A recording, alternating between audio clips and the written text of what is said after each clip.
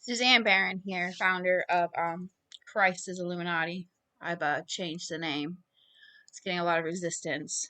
Um, this message is from my pastor, Patrick O'Neill. Still waiting for, him to see that I'm not delusional. For you, Patrick, to see that I'm not delusional. Try to remember who I'm talking to on this one.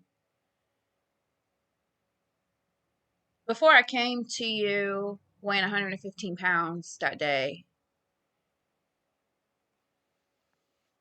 the home that I was living at when I relapsed, when Tammy took Stevie, Chad, her son, is the one who led me to Olean's Lane.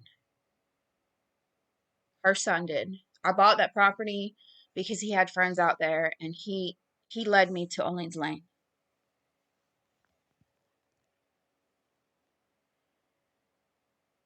There's a verse in scripture, I thought to pull it. Pat, there's a verse that says, let me pull it. It's gonna be a clipped up video because every time I shut the screen off, it might not look that way on that side. Forgot the verse already. It's in Joel. Crud. Let me just move it out of the way. Okay, 228. I don't have to look through the whole thing. 228. All right, what it says is, and afterwards, I've even underlined it, I will pour out my spirit on all people. Your sons and your daughters will prophesy. Your old men will dream dreams, and your young men will see visions. Prophecy. We teach in church that prophets no longer exist, but that verse says that they will exist. We teach in church, Pat, that prophets no longer exist, and that verse says that they will exist. Patrick. Dream dreams. Women and children hold that thought. I stand at the door and I knock. You cannot see my face and live. I had a dream. Sometimes I have dreams and they are so realistic. They are so realistic. Stevie remembers this dream. I have talked about this dream ever since I've had it. It was the realest dream I've ever had. Not really the realest, but I mean, it was real. I'm in bed in this 2-bedroom house that I was renting. Okay. And Stevie slept with me. She always slept with me. She never slept in her room. Stevie. And I wake up. I thought I was awake. You ever do that? You ever wake up in your dream and you think that you're awake? I thought I was awake. And the bed is like facing this way. There's a wall right here and the door is over here in the corner.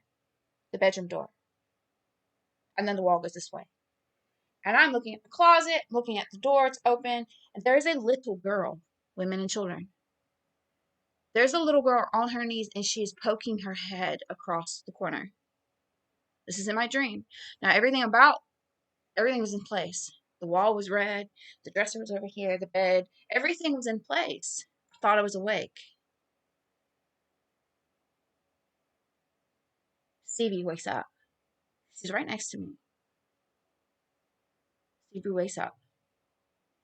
And we're staring at this little girl, and then a woman, she's on her knees too, and she crouches over the little girl. Women and children. She crouches over this little girl. And we're just staring at them. We're not afraid. Stevie says, my daughter said this. They're dead, Mama. I said, I know.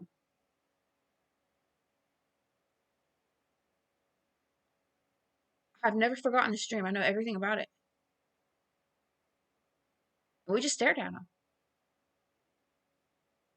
Then insignia occurred. Do you know what insignia is? A dream within a dream. I don't remember going back to sleep in that dream, but I woke up again. I'm still in a dream. This time I woke up by a loud noise. A loud noise. But I'm still in a dream. And everything is in place. I grabbed But I grab Stevie, I get her on my back, okay? And the noise is so loud. I mean, it scares you. You gotta move. You're ready to move. That sound. You don't think about it. It's scary. You're out the door. Right? The door. I grab her. I put her on my back. I can't tote her. Put her on my back. She's choking me. I'm scared. I'm barely able to breathe. She's choking me. I'm walking down the hallway. Everything's in place. I can see the couch. Fixing to turn the corner.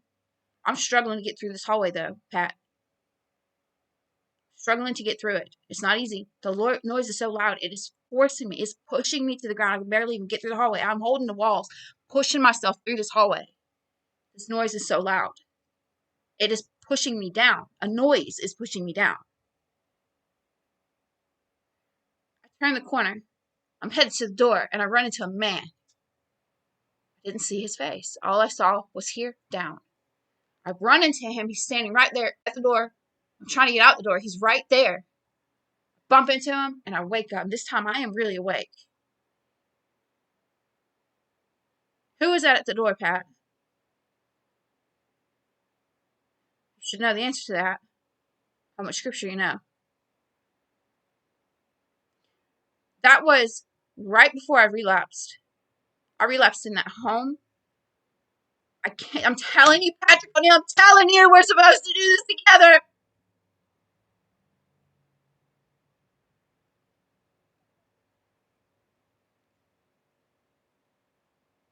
You're my brother.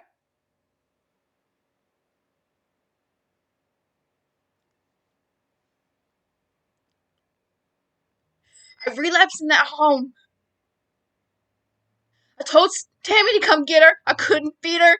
Come get her. I'm high on crack. Come get her. My daughter left me that day. Not that day. I'm sorry. That's not accurate.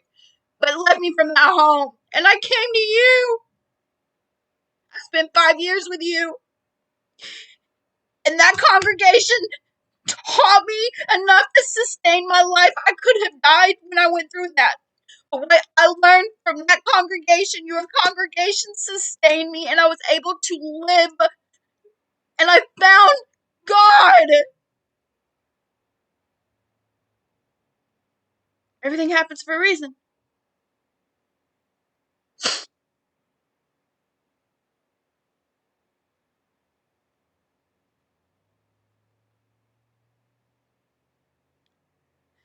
Women and children, he was at the door, Pat. What did I come to you first for the first time? Women and children? That was my sign.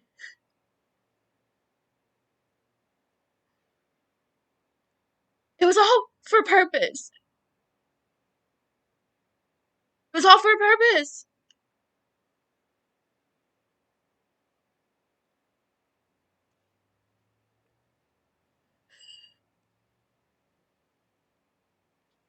I don't have a phone. You know my address. Where's the mouse? Where's my mouse?